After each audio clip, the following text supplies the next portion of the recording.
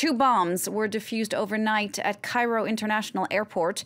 Egyptian police say they were planted in a terminal and looked to be remote controlled by phone. The discovery came as a separate blast went off this morning near a market in Cairo. Fortunately, no one was hurt. For more now, let's listen to Tom Stevenson in Cairo.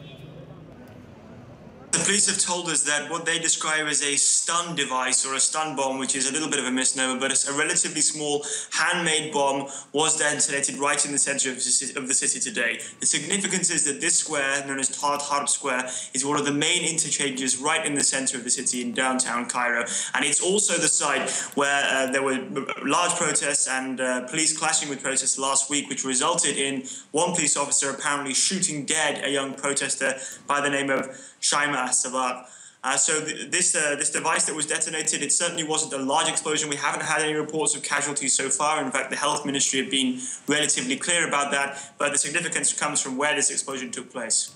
Tom, what about these bombs that were defused at the airport, and what's happened there since then? And what kind of security measures are put in place?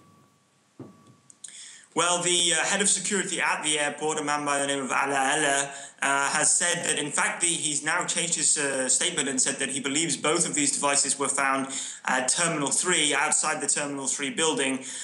With regard to the security that's in place, the road to the airport is still open. It's always relatively heavily monitored by police and special forces, of course, and the airport itself is functioning as normal, but we've been told that they are sending more officers in, heightening security. The one last point is that the bomb that was actually found and defused, or certainly one of them, came with it with a small note, we've been told, which said simply, "Wait for us in March," presumably a threat for further attacks, so we'll have to watch that space.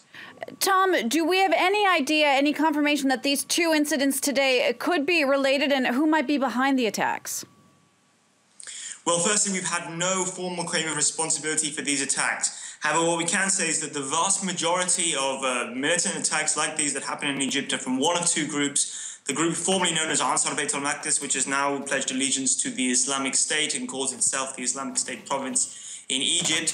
Most of their attacks take place in the Sinai Peninsula, however. There's one other group named as Aghnad Misr, which means Soldiers of Egypt, which is responsible for the majority of the attacks like these, which are on infrastructure, on security forces in Cairo.